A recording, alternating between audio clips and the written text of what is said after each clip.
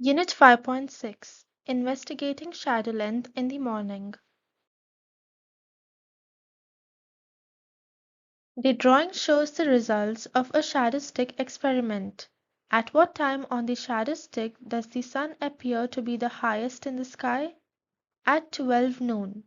Does this result in a longer shadow or a shorter one? A short shadow. At which times on the shadow stick does the sun appear to be the lowest in the sky? At 9 a.m. and 3 p.m. Is the shadow length at 9 a.m. and 3 p.m. a long one or a short one? A long one.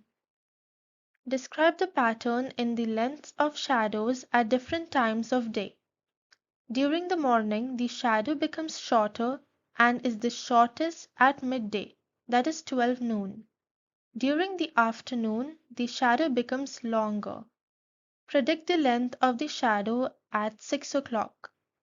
The shadow at 6 p.m. will be beyond the shadow at 3 p.m. and much longer. Here's a diagram of a shadow stick experiment.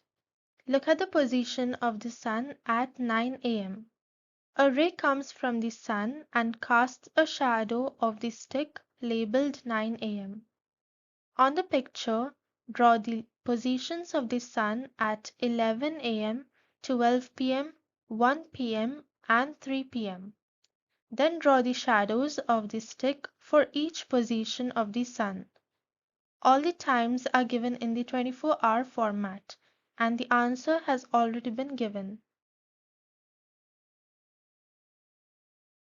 What movement does the sun appear to make between 9 a.m. and 3 p.m.? Sun appears to move across the sky. Does the sun really move how it appears to do? Explain your answer using your scientific knowledge. The sun does not really move. It is the earth that is moving as it moves along its own axis.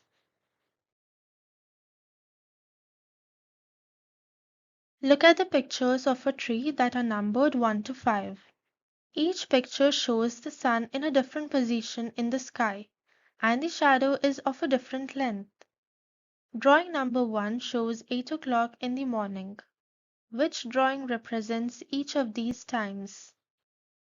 10 a.m. is drawing 5, 12 p.m. is drawing 2, 4 p.m. is drawing 4, and 7 p.m. is drawing 3. Write down the two factors that you used to decide which drawing represented each time. It is the position of the sun in the sky that helped us determine the time of each of the shadows.